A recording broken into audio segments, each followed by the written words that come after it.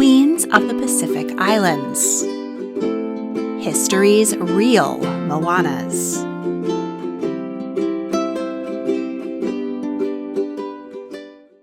Disney Princess Moana may voyage across a fantasy version of the Pacific Ocean and represent an amalgamation of several islands' cultures. But she is based on many real-life women who led their people with courage, strength, and compassion. From a 13th century Queen of Samoa who protected her people and was revered as a goddess, to the last Queen of Hawai'i who wrote Aloha Oi and had her country stolen by the United States, to a 27-year-old cultural leader who was crowned Queen of the Māori in September 2024. Let's meet 7 inspiring real-life queens from the Pacific Islands. Between 3000 and 1000 BCE, people in Asia built canoes and ventured out beyond the reef. They settled many islands in the western Pacific. Then they stopped voyaging for about 1,000 years. This halt, known as the Long Pause, was more likely caused by climate change and cultural shift than a giant lava monster. But around 1000 CE, voyages began again, and the islands of eastern Polynesia were settled as well. This real-life event is a big part of Moana's story, which places her somewhere around the year 1000 CE. The islands, divided by vast ocean, were in fact well connected by trade, language, and culture. Wayfinders traveled on outrigger canoes from island to island. Their culture was matrilineal, and women played prominent roles, often claiming leadership. They carried their history orally, so many early leaders are not well known today, and those that we do have records of are often mixed with mythology. But one of the greatest and best-known queens from early history was Nafanua, Queen of Samoa. She lived in the 1200s. According to legend, her mother, Princess Telefega, was a conjoined twin. She and her sister, Taema, journeyed from Fiji and introduced the art of tattoo to Samoa. Telefega fell in love with Sālote, chief of Pulotu, the Samoan underworld. He was a demigod and was human from the waist up and conger eel from the waist down. I'll leave it up to your imagination how that relationship worked. But soon enough, Telefega was pregnant. She went into premature labor and delivered a blood clot. The broken-hearted mother buried the remains of her child. But within days, the baby emerged as a fully grown woman, Nafanua. Her name means hidden in the ground, a reference to her miraculous birth. Like her parents, she was a brave adventurer and had a strong affinity for water. Nafanua lived on the west side of the island of Savaii, near a gateway to the spirit world so she could visit her father. Her people had long been at war with those on the east side of the island. When Westerners were captured, they were enslaved and forced to endure a cruel, unusual, and pretty creative torture, climbing a coconut tree upside down. Chief Savaseoleo's brother was captured in battle and forced into such humiliation. His cries could be heard across the islands. When his pain reached his brother's ears, the infuriated demigod called his daughter and asked her to avenge her uncle. He instructed her to cut down the tau tree and fashion 4 weapons from it: a stick club, a spear, an oar, and a ta fesilafai, a traditional Samoan war club in the shape of a fishhook. This weapon looks a lot like Maui's magical fishhook. But it's probably best that little kids aren't trick-or-treating while brandishing jagged war clubs. Nafanua's demigod parentage gave her otherworldly strength. She paddled to the other side of the island and slayed her enemies with great vengeance and furious anger. In the midst of the carnage, a gust of wind blew her shirt open, revealing her breasts. The enemy had no idea that they had been fighting a woman and were astonished. In shame, they laid down their weapons. After her victory, Nafanua claimed the 4 major district titles and became Ali'i, or Queen of all of Samoa. After a long rule, she was enshrined as a goddess of war. Though much of her story sounds like a legend, Nafanua was a real person involved in the Civil War of Savaii. Many noble families claim descent from her. Churches, boats, and an underwater volcano are named in her honor. Nafanua is the closest real-life royal woman to the place and era Moana is set in. Check out my Disney Princesses versus Real History videos to learn about more real historic women from the places and times of each Disney princess. Moana may have been influenced by Nafanua, and her ceremonial headdress is based on those worn by Samoan chiefs. But the Disney story draws primarily on the legends of Maui, a demigod who appears in mythology across Polynesia. He is said to have pulled the islands of New Zealand up from the bottom of the sea with his magical fishhook, brought fire to humans via the fingernail of a goddess, lassoed the sun to slow down the days, and many other feats enumerated in the song You're Welcome.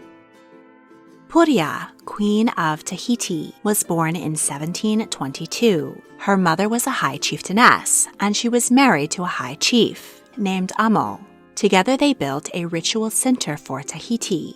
A skilled wayfinder named Tupou arrived from Raiatea. He became an advisor to the king and queen, and then broke up their marriage. Purea continued in a leadership role, with Tupou as her lover. In 1767, the HMS Dolphin bore the first Europeans to Tahiti. The people were alarmed as they'd heard tales of white men from other islands. They used their canoes to try to run their ship aground, but the sailors opened fire. After the bloody attack, the Tahitians laid down offerings for the British, and Lieutenant Samuel Wallis established cordial relations with Purea. He enjoyed her hospitality for a month. The Brits were enchanted by the island queen and called her Oberea, after Oberon, the fairy king in Shakespeare's A Midsummer Night's Dream. Next, a French ship arrived and many chieftains jostled to win their favor, and the tools and guns they had to offer. Tahiti fell to civil war, and Purea was overthrown. She was now only a chieftainess of her family when Captain James Cook arrived. Still, she boldly approached him with her entourage dressed in red, a sacred color. She presented him with a hog and several bunches of plantains. He was hosted by Purea several times during his journeys around the Pacific. Purea died around 1775, in her mid-50s. Vaekehu, Queen of Nuku Hiva, was born in 1823. Her noble mother had multiple husbands per tradition. One of them was a high chief, but he was not necessarily Vaekehu's biological father. In her teens, she married a lesser chief and had a daughter, but both her husband and child died. Her sister also died, and Vaekehu married her widower, High Chief Te Moana, and adopted her niece and nephew. You'll notice his name is very similar to the Disney heroine. Moana means ocean in many Polynesian languages. Vaekehu ruled as a co-high chief alongside her husband. It was important for leaders to show their strength by enduring the agonizing tattooing process, so she was inked extensively. Te Moana and Vaekehu were considered the king and queen of Nuku Hiva by the French colonists, who had claimed the island as a French protectorate in 1842. The king, frustrated by increasing foreign encroachment, turned to alcohol and acted erratically. He was arrested for plotting against the foreign invaders, but Vaekehu managed to negotiate his release. With an attack imminent, the queen sewed a flag and hoisted it to prove her loyalty to the French. But the king and queen were exiled to Tahiti anyway, and their property was destroyed. However, in 10 days, their supporters helped them return to the island. They went straight to the Catholic bishop to be baptized. With his support, they retook control of the island. In 1863, a French ship brought smallpox to Nuku Hiva. About 1,500 inhabitants died, including King Te Moana. Vaekehu, known as Queen Elizabeth to the French, continued to reign on her own. But with her people and culture decimated by disease, she turned to religion. She moved into a missionary compound and lived with nuns. She was visited by many European explorers, including Robert Louis Stevenson, author of Treasure Island and Kidnapped. He loved to marvel at her tattoos and listen to her stories. Queen Vaekehu constantly feared that she was about to die. She received last rites in 1872, but she lived until 1901, age 78. She was the last queen of Nuku Hiva, which continues to be part of French Polynesia today. Lili'uokalani, Queen of Hawaii, was born in 1838. Per Hawaiian custom, she was named after an event linked with her birth. The day she arrived, the queen consort had an eye infection, so her melodic-sounding name actually means smarting, burning, sore eyes. She attended the royal school with other children who were eligible for the throne. They were taught reading, writing, geometry, algebra, physics, geography, history, music, and etiquette by American missionaries. They were trained to be proper little Victorians and subjected to corporal punishment. Foreigners had introduced disease which wiped out 3/4 of Hawaii's native population, including Lili'uo's little sister, who died of measles. They were also stealing land and building sugar plantations. After graduation, Lili'uo's cousin became King Kamehameha IV. Many wanted him to marry Lili'u because she was the highest-ranking single Hawaiian princess. Instead, he wed Emma Rook, who was a quarter British, outraging the Hawaiians. Lili'u didn't mind. She was a bridesmaid and a close friend to Queen Emma. She married American John Owen Dominus, and they moved to his family plantation. The marriage was not happy. Lili'uo's mother-in-law treated her terribly, and John was too busy having affairs to defend his wife. She never gave birth to any children, but adopted 3. She found comfort in attending classes at Oahu College and writing music. She penned one of the most famous Hawaiian songs, Aloha Oi, Farewell to Thee. Kamehameha IV died at 29, and his brother became Kamehameha V.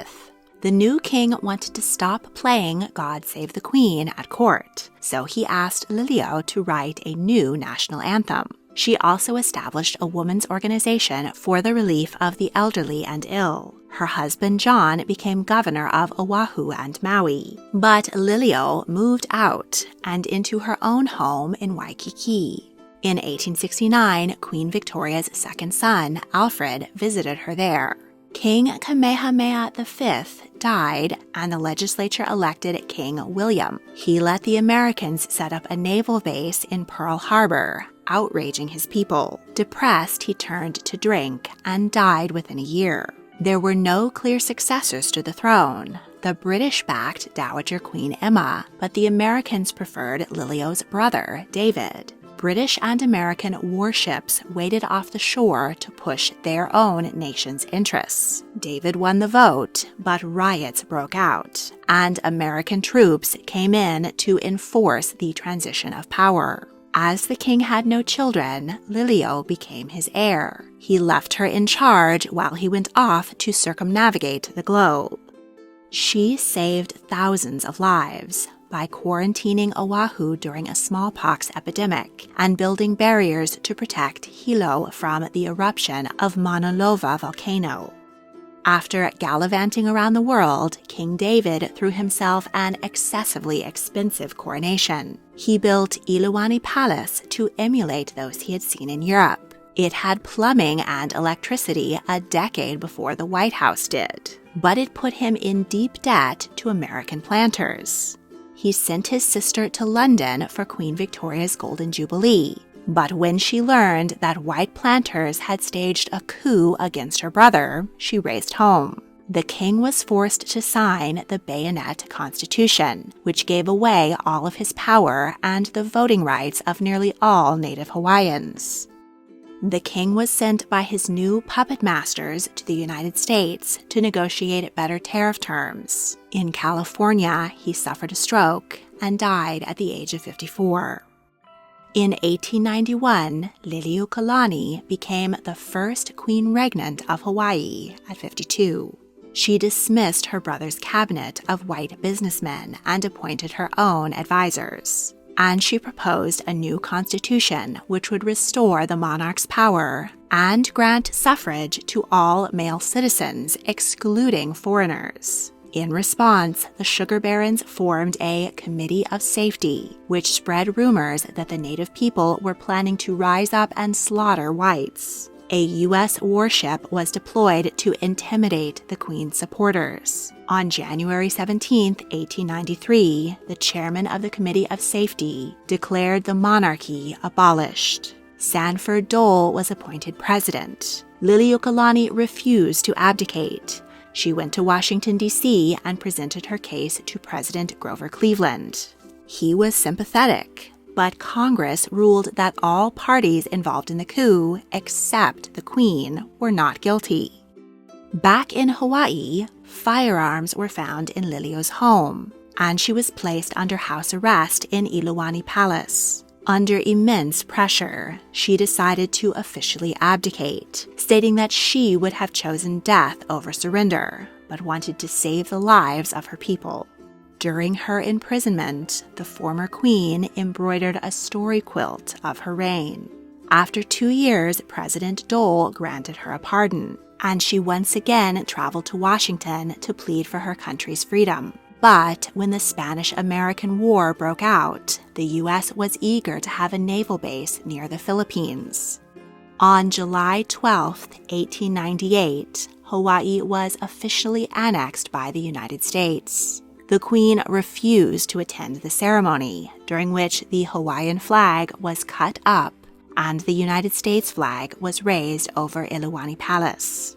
She spent her final years surrounded by supporters who continued to call her queen.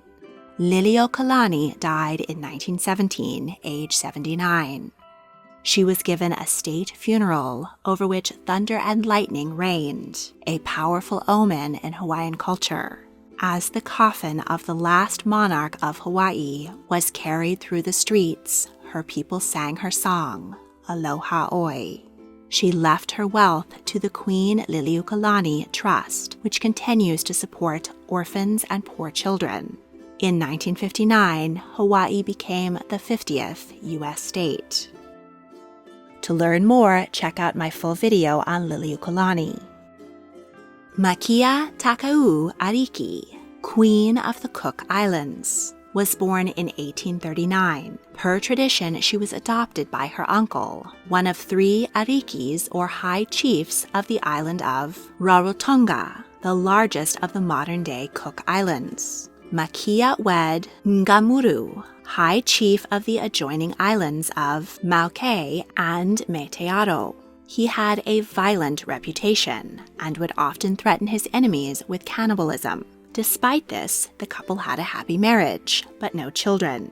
In 1871, Makea became Ariki of Rarotonga. She sold some of her land to build churches, thus getting the missionaries to support her. She also built a palace for herself near the harbor, where she hosted sea captains. She was a skilled negotiator, secured good prices for exports, and cut the national debt. Her people enjoyed prosperity and peace under her leadership. By 1882, 4 of the 5 Ariki of the Cook Islands were also women. But Makea rose above them all to be the head of the government. In 1843, France took over Tahiti and the Society Islands by force. Neighboring islands feared that they would be next. British colonists on Rarotonga urged the Queen to join with the British instead. She agreed to petition Britain to set up a protectorate, but she remained suspicious and refused to allow the Union Jack to be flown until she saw French ships approaching the island. She was right to be suspicious. The Brits infiltrated the government and slowly usurped her power. In 1900, they decided to hand the Cook Islands over to New Zealand. After a tumultuous 40 years on the throne, Queen Makea died in 1911, age 72. The Cook Islands became independent in 1965. Sālote Tupou III, Queen of Tonga, was born in 1900. She was the eldest of 3 daughters born to King George Tupou II and his wife, Queen Lavinia. The king had been expected to marry a princess, but he fell in love with a commoner and threatened never to marry if he couldn't wed her. Queen Lavinia died from tuberculosis when her daughter was only 2. The king was urged to remarry and produce a male heir. He eventually wed a 16-year-old princess. In order to protect his daughter, the king sent her to boarding school in New Zealand, but she returned home every Christmas. The new queen gave birth to 2 more girls, so at 15, Sālote was declared heir presumptive and brought home to be educated for her future on Tonga's throne. When she was 17, her father arranged her marriage to 30-year-old Prince Tonga. His family connections would secure her throne, and their children would carry the blood of all 3 of Tonga's ancient royal families. King Tupou died of tuberculosis in 1918, and 18-year-old Sālote, who was heavily pregnant, acceded the throne. She gave birth to 3 children, but also suffered 3 miscarriages. Her second son, Prince Lili'uokalani, died at 17. She worked through her pain by writing songs and poetry. Many remain popular in Tonga today. Queen Sālote was considered tough, hard-working, just, and ambitious. Her palace doors were open to all, and she was beloved by her people. They called her the Queen of Hearts. She had a passion for and deep understanding of Tonga's history. She assisted in an expedition to map archaeological sites, significantly preserving the history of her people. She was also deeply invested in education. She invited students who were studying abroad to stay at her palace during school holidays, and she personally oversaw their studies. Queen Sālote led Tonga through World War II. The island joined the Allied fight against Japan in the Pacific Theater. In 1953, Queen Sālote traveled to Europe for the coronation of Queen Elizabeth II of the United Kingdom. During the procession through London, rain began to pour, but out of deference for the new queen being honored, the Tongan queen refused to have the hood pulled up over her carriage. Though she ended up soggy, her smiles and waves endeared her to the world. Sālote suffered several medical issues, including diabetes and cancer. These were exacerbated by the fact that the body of the monarch is considered sacred, and she could not be touched by a Tongan doctor. She had to go to New Zealand frequently for treatment. She died in 1965 in a hospital in Auckland at the age of 65. Her body was flown back to Tonga, where 50,000 people mourned at her funeral. She was succeeded by her son, Tupou IV. Her grandson, Tupou VI, was crowned king in 2015. He is the last remaining sovereign monarch in Oceania. Hono Itipo, Queen of the Māori, was born in 1997, the 3rd child and only daughter of King Tahiti. At the time, her paternal grandmother, Te Ataringi-gahu, was queen. Back in the 1850s, when British colonists were increasingly encroaching on the native Maori of New Zealand, many tribes joined together to launch the Kingi Tonga movement and establish a single monarch to represent the people. The first Maori king, Potatau Te Wherowhero, was crowned in 1858. The monarchy is elective in principle, but all 8 monarchs so far have been the child of a previous monarch. Queen Te Ataringi-gahu was on her annual canoe trip down the Hono River when she learned of her granddaughter's birth. The baby was named Hono Itipo, meaning the waters joining in the night, referring to her grandmother's journey, which brought tribes together. Another interpretation of her name is connector of people. Despite the work of her ancestors, Maori culture continued to be diminished, and the language was on the verge of extinction. But in the 1980s, Maori language schools opened, and Maori culture has been significantly revived. Throughout her childhood, Hono i Tupou was immersed in her native culture and traditions. She loved kapa haka dancing. Her mother once caught her practicing facial expressions in the mirror. She cracked up and remarked, "It's probably going to be you one day." When she was 9, her grandmother died, and her father became king. She attended a Maori school and completed a master's degree in Maori law and language. She also taught kapa haka dancing. At 19, she received a moko kawai, or chin tattoo, to celebrate her father's 10th anniversary on the throne. Tattoo is sacred to the Maori. It is believed that the receiver visits the spiritual realm, where they encounter their ancestors and return a new person. In her early 20s, she took a larger role in the Kingi Tonga and represented her father at cultural and political events. As her star was rising, her brother, Wata Moana's, was falling, in a family feud which has been compared to King Charles and Prince Harry. The Maori king did not approve of his son's fiancée and refused to allow the bride to use the family surname, Paki. In response, the couple took the original royal family's name of Te Whirowhiro. When this was announced at the wedding ceremony, members of the royal family walked out. At the reception, there was a brawl. The prince then attempted a coup to take over the Kingi Tonga, but he was unsuccessful. Tupou, meanwhile, traveled to London to meet Prince Charles. As king, he is now the official monarch of New Zealand, while the Maori monarch is merely ceremonial. But she told the future king, "I'll be honest, my greatest desire of all is for the Maori land to be returned to Maori." On August 30th, 2024, King Teuatia died at 69 while recovering from heart surgery.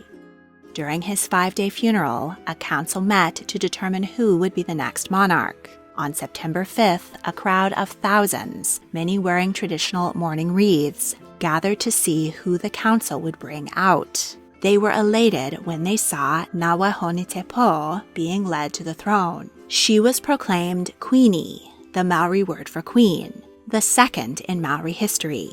While seated on the throne, the Bible, which has been used to anoint every Maori monarch, was placed on her head. The new Maori queen comes to power during an interesting time for her people. While New Zealand's current parliament has moved once again to diminish Maori culture and rights, Tupou is largely seen as an ideal leader for the times. Maori lawyer Annette Sykes remarked, "We've all watched her grow up. She's very humble. I've watched her mature into this woman who has this thirst for authentic knowledge and brings this into the modern world. She's someone who wears Gucci and she wears a moko kawai. She is leading us into uncharted and turbulent waters, and she will do it with aplomb." Want even more tea on history? Check out the History Tea Time podcast. You can now follow History Tea Time on Facebook, Instagram, and TikTok. If you enjoyed this video, please like, subscribe, comment your thoughts, and check out my other history videos. You can also join my Patreon to support my work and get early access to all of my multi-part series. Thank you for watching.